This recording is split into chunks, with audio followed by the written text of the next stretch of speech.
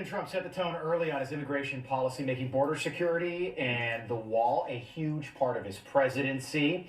A new op-ed for the Impunity Observer points out that Joe Biden's announced reversal of those immigration policies is a cover for stealing the 2024 election. And joining me now is the man that wrote that op-ed piece, the editor-at-large at the Impunity Observer, Stephen Hecht. Stephen, thank you so much for being with us. This is an issue that I didn't think we'd get into until the new year, but this is something that I've sort of been keeping an eye on, basically throughout the Trump presidency, because the Democrats have been angling for something like this. So I'm so glad to have you on the show. Basically, tell me how this would work. What are the Democrats planning to do? Well, thank you very much for having me. It's a pleasure to be with you. The Democrats need to win the next election. It's going to be very hard for them to do that once people see their policies. And one of the ways to do it is to add to their methods of fraud by putting in millions of new voters. And they're already set up to do that. If you look at Joe Biden's history as Barack Obama's point man in Guatemala, you will see that there was a lot of immigration. And those policies are still affecting us today. And all he's got to do is turn on that faucet and people will be coming.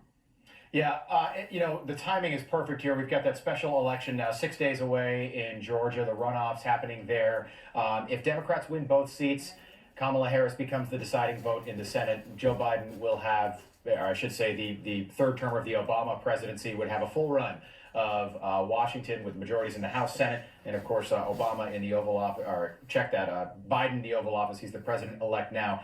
How important are these special elections in Georgia to making sure that Mitch McConnell stays in control in that chamber?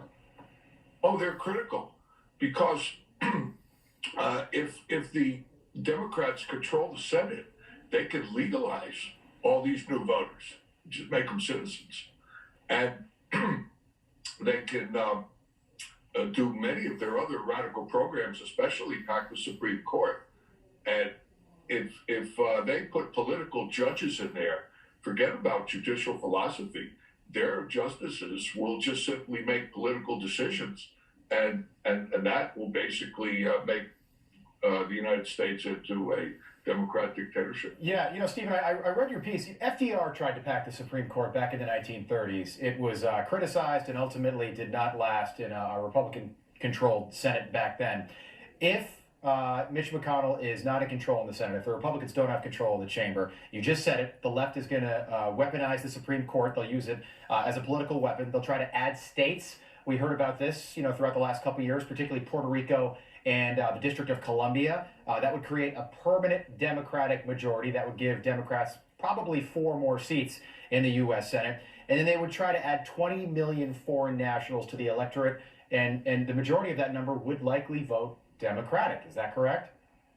Of course, they'd be very grateful for becoming legalized, and plus the new ones that are coming. Biden's policies when he was vice president and acting as point man for Obama in Central America, he promoted a tremendous amount of migration. He said last week that he was going to reverse Trump's agreements with Guatemala, El Salvador, and Honduras about asylum. Right. And if he does that and returns to the old system, you're just going to find millions of new people that will be coming to the United States.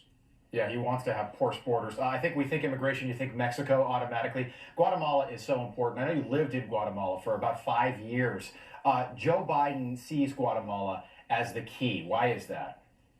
Well, I lived in Guatemala for almost 50 years, wow. And I still live there. And I'm not there at the moment, but I will be in a few days.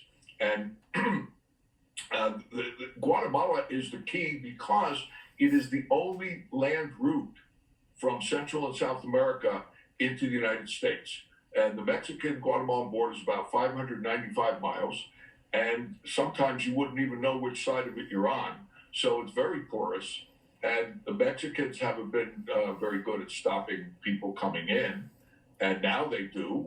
The president of Mexico, because Trump has economic leverage over him, right. He's been cooperating. Well, when Biden's president, he's not going to ask the president of Mexico, Lopez Obrador, to stop those migrants. And those migrants will be coming, especially if Biden continues the same policy that he had when he was in office. This special election in Georgia is just so darn important, and you made the impacts very clear there. Stephen, come back and see us here on Wake Up America. This is an issue that is going to become front page news above the fold very, very soon. Thank you for your time. We appreciate it. Thank you very much. Pleasure being with you. You too. All right, your business headlines are coming up.